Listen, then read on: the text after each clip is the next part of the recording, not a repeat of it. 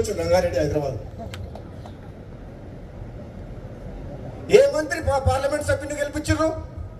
చాలా మంది మంత్రులు తెలంగాణలో పార్లమెంట్కు ఇన్ఛార్జ్ పెట్టిన మంత్రిని, కానీ భువనగిరి పార్లమెంటుకు మంత్రి ఇన్ఛార్జ్ రాలే, ఒక ఎమ్మెల్యేగా ఇన్ఛార్జ్ పెట్టింది కాంగ్రెస్ పార్టీ. అన్ని పార్లమెంట్లకు ఇన్ఛార్జ్ మంత్రులను పెడితే మరి నిజంగా నాకే కెపాసిటీ లేకపోతే, నాకే ధైర్యం లేకపోతే, నాకే మంచి పేరు లేకపోతే, నేనే గెలిపించే శక్తి లేకపోతే ఎందుకు ఇన్ఛార్జ్ పెట్టిన నన్ను? అన్ని తెలంగాణ మొత్తం మంత్రులు ఇన్ఛార్జ్ పెట్టి భువనగిరికి ఎందుకు ఎమ్మెల్యేలు ఇన్ఛార్జ్ పెట్టిండ్రు? అంటే గెలిపించే సత్తా ఉంది, ప్రజల్లోకి పోతాడనే కదా. మరి ఇచ్చిన వాటిని నిలబెట్టుకునే బాధ్యత ఎవరిది? మీరు ఇన్ఛార్జ్ పెడితే గెలిపించి ఇచ్చినావా లేదా సీటు? ఎవరిచ్చిండ్రు? ఆదిలాబాద్ గెలిచిందా? మహబూబ్ నగర్ గెలిచిందా? సికింద్రాబాద్ గెలిచిందా? మల్కాజ్గిరి గెలిచిందా? మేదక్ గెలిచిందా? కరీంనగర్ గెలిచిందా? ఈ మంత్రులంతా ఎక్కడ పోయిండ్రు? మరి ఎక్కడ? నేను అడిగేది ఓ దయా దాక్షిణ్యాల మీద మీరు ఎప్పుడు ఇస్తారా అని మేము ఎదురు చూస్తలేము. నిజంగా పార్టీ బతకాలంటే, ప్రభుత్వంకి మంచి పేరు తేవాలంటే, నిజాయితీగా సమర్థవంతంగా ప్రజల కోసం, పార్టీ కోసం, ప్రభుత్వం మంచి పేరు తీసుకొచ్చే వ్యక్తులకే ఇవ్వాలి అని చెప్పి అంటున్నాం. ఈ పైరవికారులను పక్కన పెట్టాలి, పైరవికారులను పక్కన పెట్టాలి. కాంగ్రెస్ పార్టీ ఇంకా బలంగా కావాలి.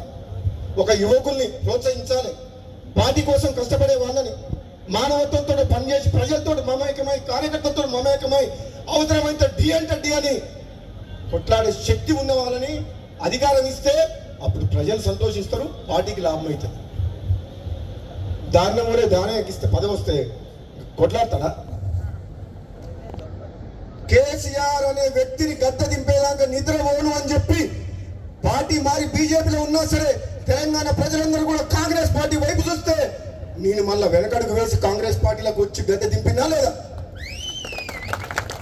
అంటే ఒక ప్రజాస్వామ్యాన్ని కూని చేసి, రాష్ట్రాన్ని అప్పులపాలు చేసి, అవినీతిమయం చేసి, లక్షల కోట్ల ఒక కుటుంబం దోచుకుంటుంటే చూడలేక ఈ ప్రజలకు ప్రజాస్వామ్యాన్ని కాపాడాలని చెప్పి, ఈ ప్రజల పక్షాన్ని పోరాటం చేయాలని చెప్పి, తెలంగాణ ఇచ్చిన కాంగ్రెస్ పార్టీ జెండా ఎగిరాలని చెప్పి నాలాంటి వ్యక్తి నిర్ణయం మార్చుకొని వెనకకు వచ్చిన అంటే దాని అర్థం ఒక కమిట్మెంట్ ఉంది. కన్నతల్లి లాంటి కాంగ్రెస్ పార్టీ అంటే అభిమానం ఉంది. కొన్ని అనివార్య కారణాల వల్ల ఇక్కడ అవమానం జరుగుతుందని పోయినా సరే మళ్ళీ ప్రజలందరూ కోరుకుంటున్నారు, కార్యకర్తలందరూ కోరుకుంటారని చెప్పి మళ్ళీ కాంగ్రెస్ పార్టీకి వచ్చి కాంగ్రెస్ పార్టీ అధికారంలో వస్తేందుకు నా నియోజకవర్గంతో పాటు వీరేశం దగ్గర పోయినా, ఒక పార్లమెంట్ సభ్యునిగా భువనగిరి అనిల్ కుమార్ రెడ్డి రమ్మంటే ఒకరోజు ప్రచారానికి పోయినా, ఆలేరు పోయినా, తుంగతుర్తి పోయినా, నా శక్తి వంచన లేకుండా